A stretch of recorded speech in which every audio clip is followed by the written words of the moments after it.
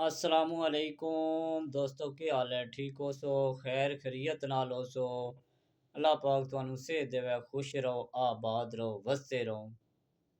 एक फरमाइश आई है, फरमाइश करन वाले जनाब मलक तैमूर साहब, जिंजी बेकरी, जेलम। भरा ने जनाब बड़ियां मुहब्बतां नाल फरमाइश कीती है शेर नी, ते उन्होंने ना ते इंशाअल्लाह असी फरमाइश पूरी करने आ। तैमूर साहब, आई लव यू हो गया तुहाडे नाल।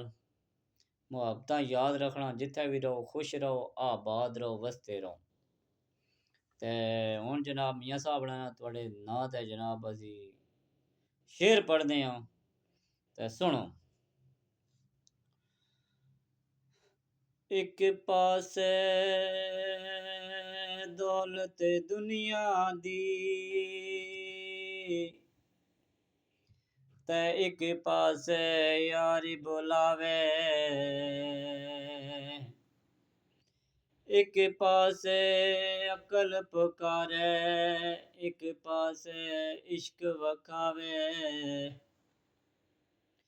तू उस दौलत नू की करना, जड़ी यार तो दूर ले जावे।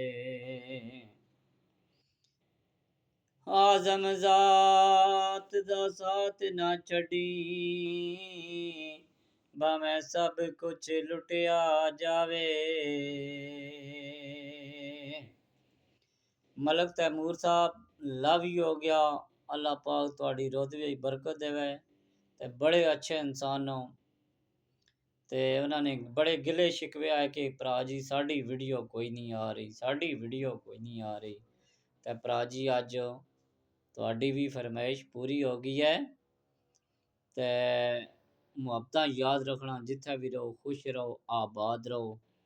दुआवां तैमूर साहब हो, ते एंदा वास्ते भी सानू याद करना।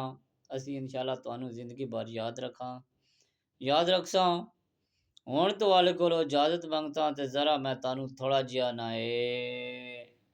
थोड़ा जिहा हैदर दा नज़ारा भी विखा देवां। बैकग्राउंड चेक कीता ने? जनाब तुहानू बैकग्राउंड भी चेक करा देने आ। तैमूर साहब हो, लव यू हो गया। जे वीडियो अच्छी लगे कमेंट में लाजमी दसना। ते सब भरावां वास्ते रिक्वेस्ट है कि मेहरबानी कीता करो, जिस भी वीडियो शीडियो बनवानी होवे ना, ते कमेंट में कर देता करो, ठीक है।